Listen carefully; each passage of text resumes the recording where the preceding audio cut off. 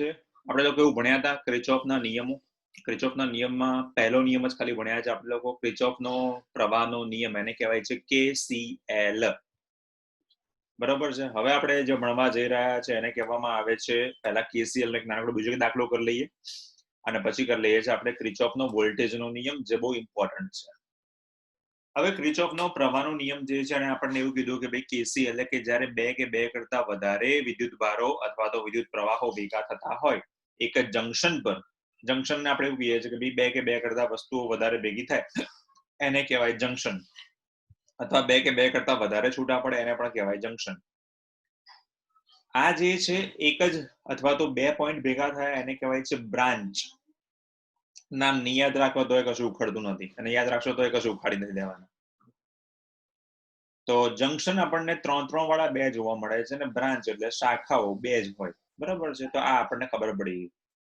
હવે જ્યારે બે કે બે કરતા વધારે જ્યાં એક જ દિશામાંથી આવતા હોય તો પ્રવાહોનો થાય સરવાળો, એવું આપણને ખબર છે. તો સૌથી પહેલા અહીંયા ડાબી બાજુથી સ્ટાર્ટ કરું છું.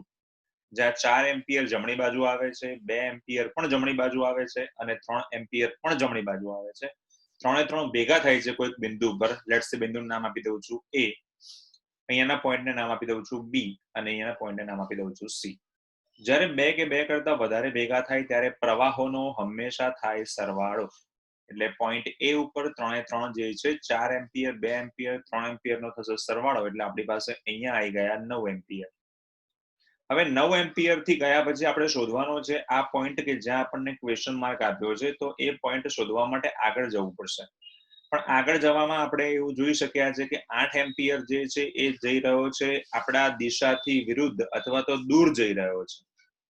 દૂર જઈ રહ્યો હોય તો એનો મિનિંગ એવો થયો કે 9 માંથી 8 એમ્પિયર જતા રહ્યા, એટલે અહીંયા આગળ B અને C ની વચ્ચે જે પ્રવાહ આવશે એ 1 એમ્પિયર આવશે.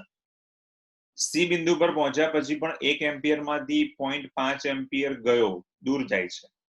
0.2 એમ્પિયર પણ જાય છે આગળ. તો બાકી રહે આપણી પાસે માત્ર ને માત્ર 0.3 એમ્પિયર. આ જે છે એને કહેવામાં આવે છે આપણો ક્રિચોફનો પહેલો નિયમ KCL. હવે ક્રિચોફના પહેલા નિયમના આધારે 3 અલગ અલગ મેથડ બતાવી દઉં છું કે જે દાખલાઓમાં આપણે ક્રિચોફનો બીજો નિયમ વાપરવાનો આવશે ત્યારે કામમાં આવશે. પણ આ પહેલા નિયમના સૂત્રો છે બંને.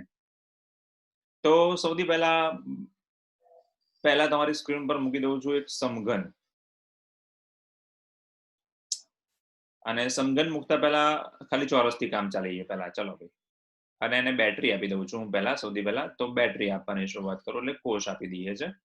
આ કોષ આપી દઉં છું હું આ બે બિંદુઓ વચ્ચે. લેટ્સ સે આવી રીતે.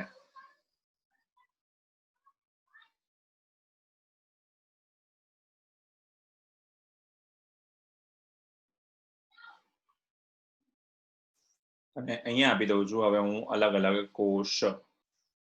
કોષ એક જ આપીએ છે. ચલો ને, ટેમ્પરરી બે કે બે કરતા વધારે ભેગા નહીં કરવા, એટલે સિમ્પલ. સૌથી પહેલા પ્રવાહની દિશા જે છે એ કઈ તરફ જશે એ પહેલા બોલો. ચલો, આ છેડો જે છે માઇનસ છે, આ છેડો જે છે પ્લસ છે. તો હંમેશા ધ્યાન રાખવાનું કે જ્યારે આપણી પાસે પ્રવાહ પૂછ્યો હોય તો જેટલો પ્રવાહ દાખલ થતો હોય એટલો જ પ્રવાહ પાછો આવવો જોઈએ. તો પ્રવાહ દાખલ થાય છે એને હું નામ આપી દઉં છું અત્યારે ટેમ્પરરી નામ આપીને ચલાવું છું V, અને પ્રવાહ આપી દઉં છું અહીંયા આપણી પાસે I. તો જેટલા I જ્યાં અંદર દાખલ થાય આ ચોરસમાં, એટલા જ આપણા આ B બિંદુ પર બહાર આવવા જોઈએ. હવે નિયમ ક્રિચોફનો જે છે એ એવું કહે છે, પ્રવાહનો નિયમ જે છે કે જંકશનથી જ્યારે જેટલા ભાગ પડશે એટલા પ્રવાહ છૂટા પડશે. તો આપણે જંકશન જે છે એ આપ્યું છે અહીંયા પોઈન્ટ A ઉપર, અથવા બ્રાન્ચ આપી છે પોઈન્ટ A ઉપર, અને બીજી બ્રાન્ચ આપી છે B ઉપર. આપણને ખબર છે કે B પોઈન્ટ પછી કોઈ પણ બ્રાન્ચ જવાની નથી આગળ. તો પ્રવાહ હું આપું છું I.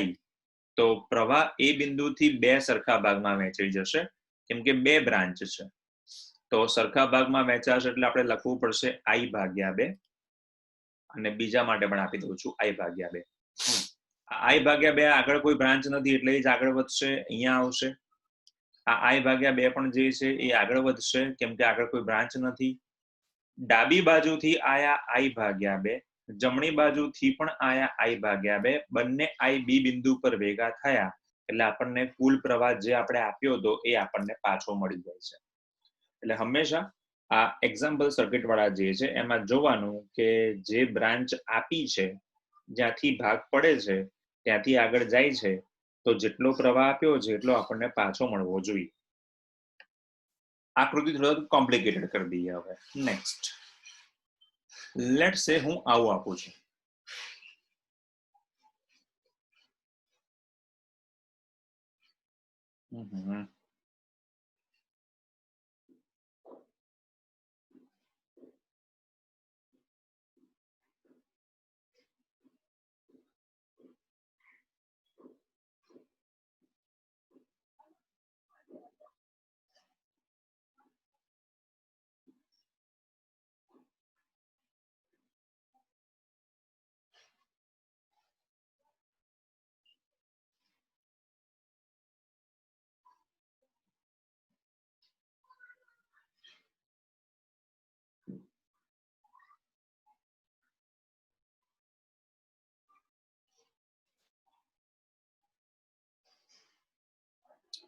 ચલો ભાઈ, તમારા માટે અહીંયા બે કોષ મૂકેલા છે, સોરી એક કોષ મૂકેલો છે.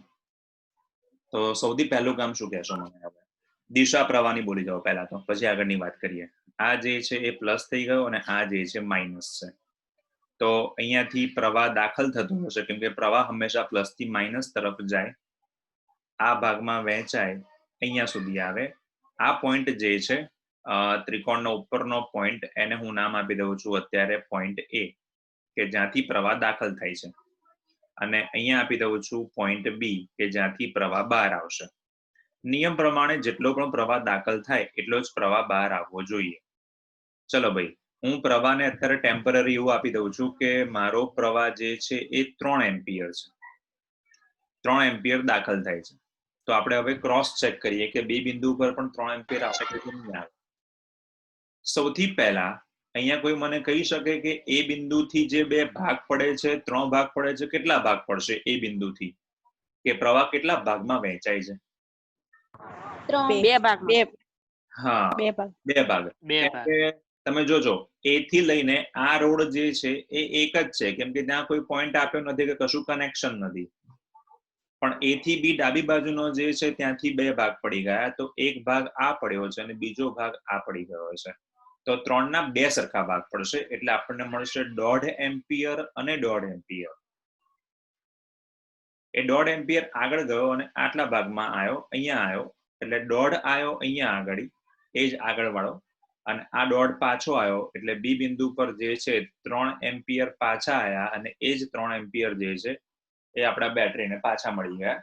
એટલે આપણો આ નિયમ પ્રમાણે, ક્રિચોફનો પહેલા નિયમ પ્રમાણે આ એક ભાગ પત્યો. હવે જેના માટે આ ચર્ચા કરી છે એની હવે વાત કરું છું. સૌથી પહેલા સમઘનની વાત કરીએ. આ એક સમઘન દોરું છું હવે હું, અને આ સમઘનનો બીજો એક ચોરસ ભાગ દોરું છું અને હવે એનું કનેક્શન આપું છું. ધ્યાન રાખજો, આવા 3 એક્ઝામ્પલ માર્કેટમાં છે, એટલે માર્કેટમાં એટલે ટેક્સ્ટબુકમાં છે. આપણી ટેક્સ્ટબુકમાં 2 છે, જૂના ટેક્સ્ટબુક જે છે એમાં આવા 3 દાખલાઓ હતા. ચલો,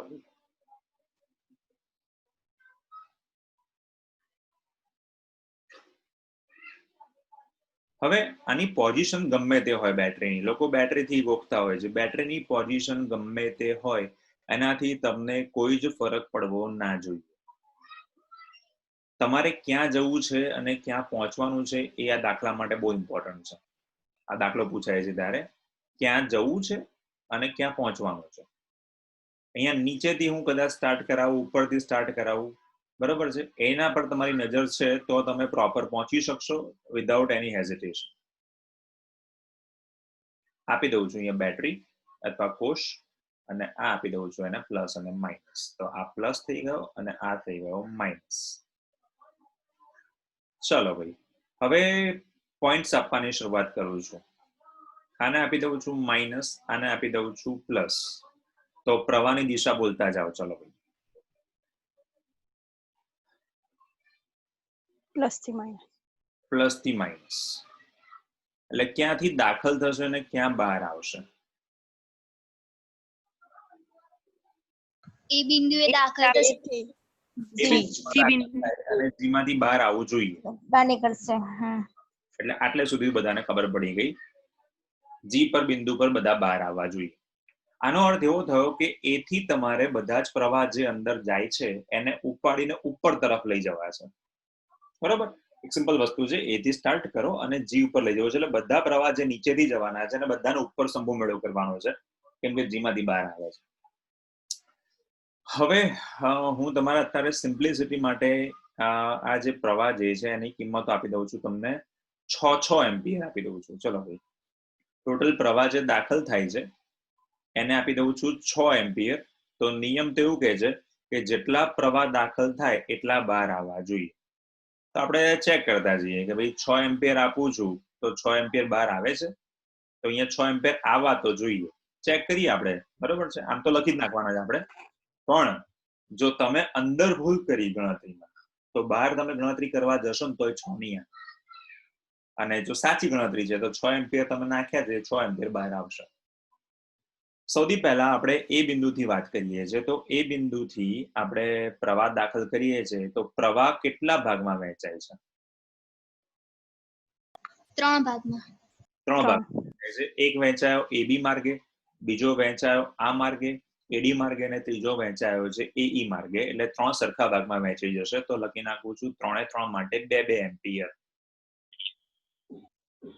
હવે કોઈ પણ બ્રાન્ચને 1 બાય 1 પકડવાની. એક સામટા બધી જગ્યા મંડી ના પડતા કે ભાઈ 2 એમ્પિયર જે એઈ વાળો છે એનાથી લઈને પહેલાથી પતાઈ નાખું. ના ભાઈ, પહેલા એક પછી એક આગળ જાઓ. એઈ અહીંયા પહોંચો ઈ બિંદુ પર, ત્યાંથી એનો એક પ્રવાહ આ બાજુ છે અને એક પ્રવાહ આ બાજુ છે. એટલે એઈ માંથી જે 2 એમ્પિયર છે એ ઈ ઉપર પહોંચ્યા પછી 2 ભાગમાં વિભાજન પામે છે, સરખા ભાગે વિભાજન પામે. એટલે એ થઈ જાય છે 1 એમ્પિયર. એટલે EH ના 1 એમ્પિયર અને EF નો પણ 1 એમ્પિયર. આટલે સુધી ક્લિયર છે બધાને? હવે AB ની વાત કરો તો ઉપર લઈ જવા છે. તો B થી એક જાય છે C તરફ અને એક જાય છે H તરફ. તો B પર જે પ્રવાહ આવશે 2 એમ્પિયર એના પણ સરખા ભાગ થઈ જશે. એટલે એ પણ થઈ ગયો 1 એમ્પિયર. અને ત્રીજો આયા આપણે લોકો, કયો બાકી રહ્યો? તો કે ભાઈ નીચે ડી વાળો બાકી રહ્યો. તો કે ભાઈ એ થી ડી તરફ જે જાય છે એના પણ 2 ભાગમાં વિભાજન પામે છે અને એની પણ કિંમતો જે સરખી થવાની છે. તો 1 એમ્પિયર એ પણ થશે. ચલો, આટલે સુધી બધાને ખબર પડી છે. હવે હું એવું કામ કરું છું, હા સર. અહીંયાથી જે પણ ભેગા થતા હશે એ બધાનો સરવાળો કરીશ. તો ચલો, F બિંદુ પર જે છે એ F નો 1 એમ્પિયર આવ્યો અને F બિંદુ પર DF વાળો 1 એમ્પિયર આવ્યો. બંનેના આ બિંદુ પર ભેગા થયા એટલે અહીંયા F બિંદુ પર 1 વત્તા 1 એટલે થઈ ગયા 2. સ્ટેપ નંબર 2, ડી બિંદુ પરથી સી બિંદુ પર ગયા તો 1 એમ્પિયર આવ્યો અને બી થી સી બિંદુ પર આયા, ત્યાં પણ 1 એમ્પિયર આવ્યો. તો સી બિંદુ પર બંને ભેગા થયા એટલે આગળ જે પ્રવાહ જશે એ પણ 2 એમ્પિયર છે. 2 પોઈન્ટ પત્યા. હવે H બિંદુ પર પહોંચ્યા. H બિંદુ પર નીચેથી 1 એમ્પિયર આયા અને જમણી બાજુ ડાબી બાજુથી EH પરથી 1 એમ્પિયર આયા. તો નીચેનો 1 એમ્પિયર અને આ 1 એમ્પિયર ભેગા થયા એટલે આ પણ થઈ ગયો 2 એમ્પિયર. હવે G બિંદુ ઉપર F થી 1 આવ્યો છે, H થી 1 પ્રવાહ આવ્યો છે અને બીજો આવ્યો છે C થી 1 તરફ પ્રવાહ આવ્યો છે. બધા G બિંદુ પર ભેગા થાય છે એટલે 2 એમ્પિયર, 2 એમ્પિયર, 2 એમ્પિયર, 6 એમ્પિયર થયા. બોલો હા. હા. હા. ક્લિયર છે? એટલે સુધી પડી છે? ઓકે. હા સર. હવે યાર મને એવી ઈચ્છા થઈ કે આ એક્ઝામ્પલ તો તમે લોકો કરી નાખ્યો, હું થોડું તમારું કામ હોય તો કોમ્પ્લિકેટેડ કરી નાખું. ચલો ભાઈ,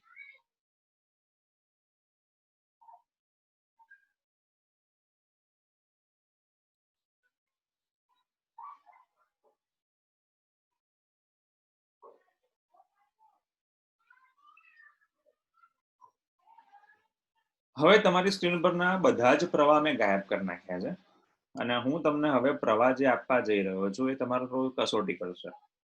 હું પ્રવાહ આપું છું I તો અહીંયા પણ પ્રવાહ આવવો જોઈએ I. બોલો હવે મારા વાલાઓ ક્યાંથી શરૂઆત? એ બિંદુથી. એ બિંદુથી. બહુ સરસ. આગળ બોલો બેન. એના હા હા 3 ભાગ થાય. હા બોલતા જા કયા કયા થશે? I/3 I/3 હા હા I/3 I/3. હવે બહુ મજા આવતી જશે ધીમે ધીમે. અમુક લોકો માથું પકડશે એટલે ટપ્પો ના પડે તો બોલતા રહેજો ભાઈ વચ્ચે વચ્ચે. હવે કોઈ પણ એક બ્રાન્ચ પકડી લઉં. સૌથી પહેલા EA નો વારો લઈ લઉં છું. તો એના બે ભાગ પડે છે. એક જઈ રહ્યો છે H તરફ, બીજો જઈ રહ્યો છે F તરફ. તો I/3 ના કેટલા ભાગ પડ્યા? I ભાગ્યા I/6 I/6 I/3 ના બે ભાગ પડ્યા. એટલે હું એક સ્ટેપ બતાવું છું. I/3/2 એટલે એને કહેવાય I/6. એટલે હવેથી તમારે લોકો આવું યાદ રાખવાનું કે જેટલા ભાગ પડે એ છેદમાં લખી નાખવાના અને છેદનો છેદ સાથે ગુણાકાર થાય એટલે આપણે એના બે ભાગ પાડી દીધા I/6. ચલો ભાઈ A થી B તરફ જાય છે એની પણ કિંમત એ જ થવાની છે અને B થી H તરફ જાય છે એની પણ કિંમત સરખી જ થવાની છે કેમ કે I/6. ચલો D બિંદુ છે એનો વારો બાકી છે તો D બિંદુ પર પહોંચ્યા પછી બે ભાગ થાય છે. એક જઈ રહ્યો છે C તરફ, બીજો જઈ રહ્યો છે F તરફ. એટલે એની પણ કિંમત છે I/3 અને I/3. થોડી મજા જો આપણે લેવાની બાકી છે તો લઈએ હવે મજા. F બિંદુ પર I/6 6 આવશે. I/6 આવે સાહેબ. I/6 લખ્યા તો 6 આવે ને. આવે બરોબર છે. તો 3 કાઢી દઈએ અને છક્કો મૂકી દઈએ બસ. છક્કાનું ઇમ્પોર્ટન્સ છે આપણા ફિઝિક્સમાં ભાઈ. એનો મિનિંગ આવો થયો. કોઈ હોય તો ખોટું ના લગાડતા. કોઈ છે? ચલો ભાઈ F બિંદુ પર પહોંચ્યા. F બિંદુ પર આગળ ગયા તો હવે F બિંદુ પર બે ભાગમાં વિભાજન પામે છે અથવા તો બે બિંદુ પર બે બિંદુઓ ભેગા થાય છે. તો F બિંદુ પર કયા કયા બે ભેગા થાય છે, કયા બે અલગ પડે છે એવું કઈ દેખાય છે? I/6 ભેગા થશે. કયા કયા એના? D અને E. એક તો D અને E ના ભેગા થાય છે એટલે આપણને જોવા મળે કે F બિંદુ પર D થી F તરફનો અને E થી F તરફનો બંને ભેગા થયા એટલે I/6 વત્તા I/6 એટલે એને કહેવાય I/3 એટલે અમુક લોકો તો જરાક હજુ ઘરે જઈને રાત્રે વિચારશે કે પેલી ગરોળી જે છે એનું શું થશે. ચલો એટલે I/3 આવ્યા. આગળ બોલો કયા બિંદુ પર જવું છે? G પર પહોંચાડું કે H પર પહોંચાડું? H ઉપર પહોંચ્યો. ચલો H માં પણ નીચેથી છક્કો અને B થી એક આવે છે છક્કો, E થી આવે છે છક્કો એટલે આપણી પાસે થઈ ગયા I/3. G ની વાત કરો. CG વાળું ભાગ જે છે એમાં C બિંદુ પર એક આવ્યો છે B તરફથી, બીજો આવ્યો છે D તરફથી. D તરફ. ત્રણે ભેગા થઈ ગયા એટલે I/3. I/3. હવે દરેક બાજુ પરથી જે પણ આવે છે એનો રાઉન્ડ મારું છું. એક આવ્યો I/3, બીજો પણ આવ્યો I/3 G ઉપર અને ત્રીજો પણ આવ્યો I/3. બધા G પર ભેગા I I ગયા છે એટલે આપણો દાખલો ફૂલફિલ થાય છે. તો બે દાખલા બતાવ્યા. ત્રીજો દાખલો બતાવી દો તમને લોકોને જરાક.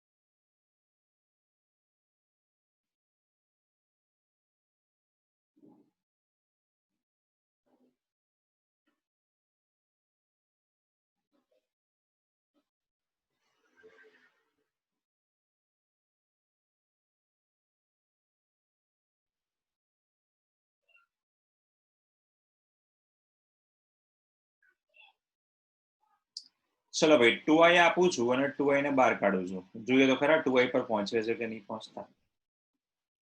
હવે વાલા ઓ અને વાલીઓ બોલો શું કરશો? બે ભાગ પડશે એ અને ડી ઉપર. બિંદુ પી પર પ્રવાહ દાખલ થાય છે, જો વચ્ચેના પોઈન્ટ પર છે, એ થી કનેક્શન નથી આપતું અને હા બિંદુ પણ પી થી બે ભાગમાં. હા પી થી બે ભાગ પડી જવાના, એક જવાનો એપી તરફ અને બીજો જવાનો ડીપી તરફ. ક્યાંથી ચાલુ કર્યું ખબર પડી ગઈ અને ક્યાં લઈ જવાના છે.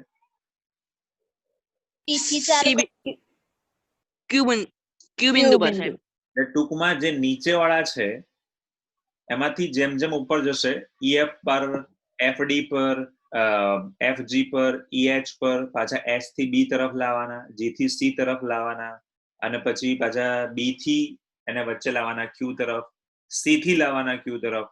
આ બધી મજૂરી કરવાની છે આપણે લોકોએ.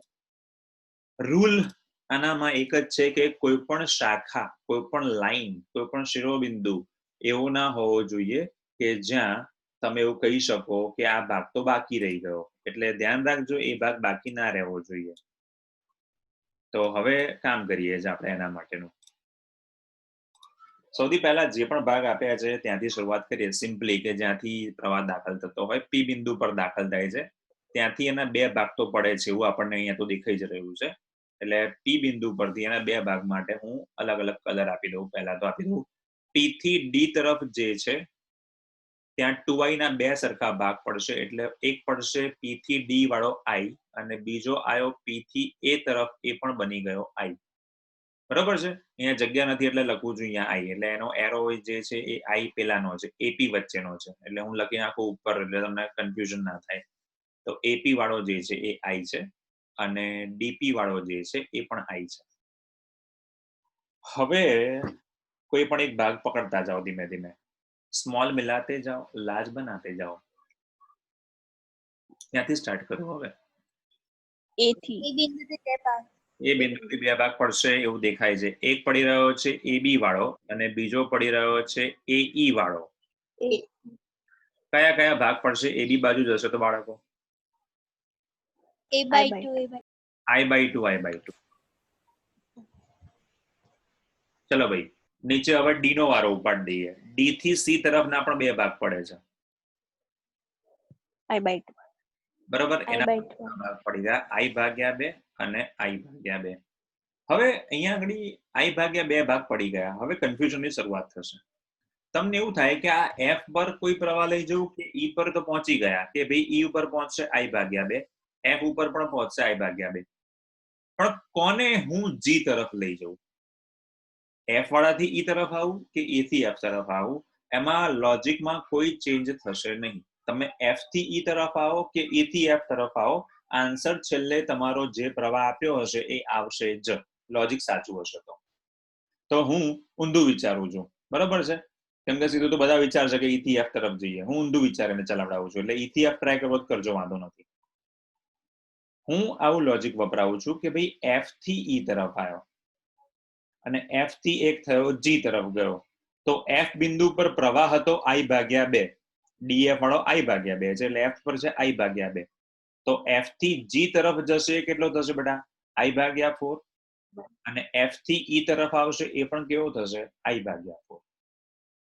ચલો હવે ઈ બિંદુ પર બે પ્રવાહ ભેગા થશે. એક તો નીચેથી આવ્યો I/2 એઈ વાળો અને બીજો આવ્યો ઈએફ વાળો. તો એની કિંમત કેટલી થશે? તો એની કિંમત થઈ જશે 3I/4. તો સરવાળો કરી લેવાનો, I/4 I/2, લસા આવ્યો 4, તો I + 2I. તો ઈ બિંદુ પર જે નવો પ્રવાહ ભેગો થયેલો છે, જે એઈ નો અને ઈએફ નો આયેલો છે, એ કેટલો થયો? તો કે થઈ ગયો 3I/4. કોઈ વાંધો નથી. ચલો આગળ જઈએ. અહીંયા પહોંચ્યા. હવે યાર નીચે આવવાનું છે. નીચે આવવાનું છે એટલે તમને વિચાર થાય કે ભાઈ બી થી પાછો એચ ઉપર જવું. ના ભાઈ ઉભો રહે. તો એચ ઉપર પહોંચ્યા પછી એચ ઉપર બીજો કોઈ પણ પ્રવાહ આવવો જોઈએ. તો એક કામ કરું છું, એફ થી જી પર જે પ્રવાહ જઈ રહ્યો છે એના બે ભાગ પાડી દઈએ, કેમ કે અલ્ટિમેટલી તો બધા નીચે જ જવાનું છે. તો જી ઉપર આવી રહ્યો છે I/4, એના બે ભાગ પાડી દઉં છું, I/8 અને G થી H તરફ જાય છે એના પણ I ભાગ્યા 8. હવે H ઉપર બે બિંદુઓ ભેગા થયા, બે પ્રવાહ ભેગા થયા. કયા કયા? 3I ભાગ્યા 4 અને I ભાગ્યા 8. તો લખી નાખું છું 3I ભાગ્યા 4 વત્તા I ભાગ્યા 8. લસા આયો 8. 4 2 2 8 એટલે 3 2 6 અને 7I ભાગ્યા 8 થઈ ગયો. તો H ઉપર જે પ્રવાહ આવશે નીચે એ કયો થયો? તો કે એની કિંમત થઈ ગઈ 7I ભાગ્યા 8. ચલો H થી B પર 7I ભાગ્યા 8 આવ્યો અને B બિંદુ વાળો જે છે એથી B બિંદુ તરફ એ I ભાગ્યા 2 તો પાછો જાય જ છે. એટલે B બિંદુ પર બે પ્રવાહ ભેગા થશે. કયો કયો? તો કે એક હતો I ભાગ્યા 2 અને બીજો કયો આવ્યો ઉપરથી? 7I ભાગ્યા 8. તો લસા આપણી પાસે આવ્યો 8. તો ઉપર થઈ જશે 4I વત્તા 7I. એટલે B બિંદુ પર આપણી પાસે જે પ્રવાહ ભેગો થયો તો એ કેટલો આવ્યો? 11I ભાગ્યા. હવે B બિંદુ પર ઉપરથી આવેલો એ અને એનો ભેગા થયા પછી 11I ભાગ્યા 8 જે છે એ જવાનો કઈ તરફ? તો 11I ભાગ્યા 8 જે છે એ જઈ રહ્યો છે Q તરફ. અહીંયા Q બિંદુ પર આવશે. હવે બાકી કયો બાકી રહ્યો છે? તો કે ભાઈ હવે બાકી રહ્યો છે આપણી પાસે ઉપરવાળો G થી C તરફ આવતો અને D થી પણ C તરફ આવતો. તો ચલો G થી C તરફ આવી રહ્યો છે I ભાગ્યા 8 અને D થી C તરફ આવી રહ્યો છે I ભાગ્યા 2. તો I ભાગ્યા 8 વત્તા I ભાગ્યા 2 લસા આવ્યો 8 4 એટલે આપણી પાસે આવી ગયો 5I ભાગ્યા 8. તો C બિંદુ પર જે ભેગો થયો છે અને જે આવી રહ્યો છે આપણા Q તરફ એની કિંમત છે 5I ભાગ્યા 8. ચલો ભાઈ B થી Q તરફ આવ્યો 11I ભાગ્યા 8. C થી Q તરફ આવ્યો છે 5I ભાગ્યા 8. તો ગણતરી કરતા જઈએ. તો 11I ભાગ્યા 8 વત્તા 5I ભાગ્યા 8 છેદ સરખો છે. તો આપણી પાસે આવી ગયા છે 16I ભાગ્યા 8 એટલે 2I જે આપણે આપ્યા તે એ બરોબર છે. તો આ પ્રૂફ થઈ ગયું છે. ક્લિયર છે? ખબર પડે છે આમાં શું કરવા માંગતો હતો હું? હા. એક દાખલો કરવો છે? હા. એક કરી લઈએ. બરાબર છે. બરાબર છે? તો લિંક મોકલું છું ફરીથી, એમાં આપણે નવો દાખલો કરીએ.